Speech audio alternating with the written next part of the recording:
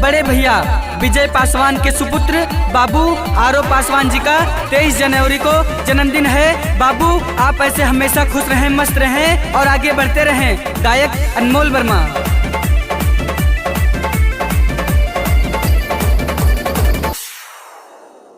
साल भर पे मौका ये हसीन आया है, हसीन आया है। साल भर पे मौका ये हसीन आया है।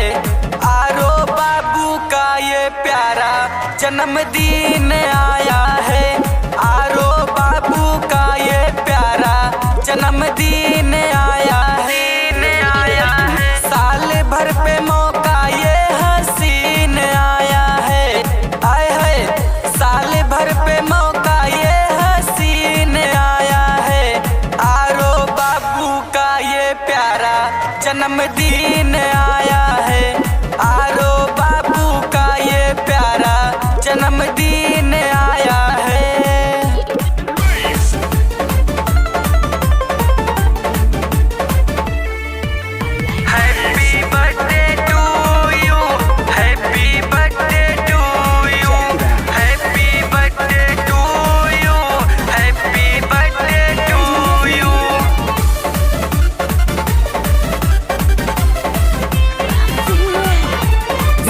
मनाएंगे सारे लेकर के लाल गुब्बारे।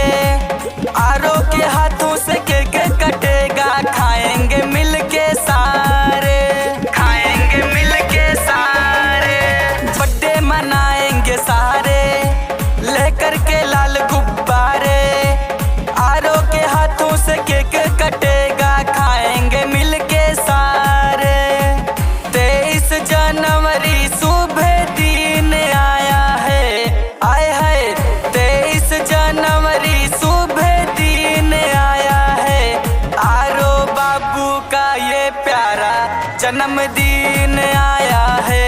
आरो बाबू का ये प्यारा जन्मदिन आया है।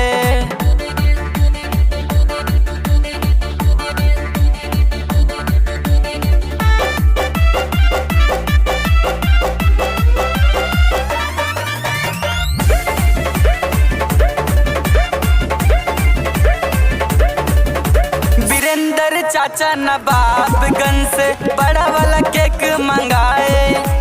टिकरी से लेके बियर के बोतल बबलू चाचा जी आए, बबलू चाचा जी आए। वीरेंद्र चाचा नवाबगंज से बड़ा वाला केक मंगाए। टिकरी से लेके बियर के बोतल बबलू चाचा जी आए। अनमोल विजय कहे मौसम ये रंगीन आया है।